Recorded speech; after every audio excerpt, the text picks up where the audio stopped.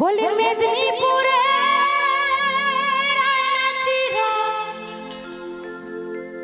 বাঁকুড়ার ওই ফিতা আরে চটন করে বাঁধলি মাথা তাও যে বাঁকা সীতা ওই পিছ পারিয়া রাজকুমারী গলায় চন্দ্রহার দিনে দিনে বাড়ছে তোমার চুলেরই বাহার দিনে দিনে বাড়ছে তোমার চুলেরই বাহার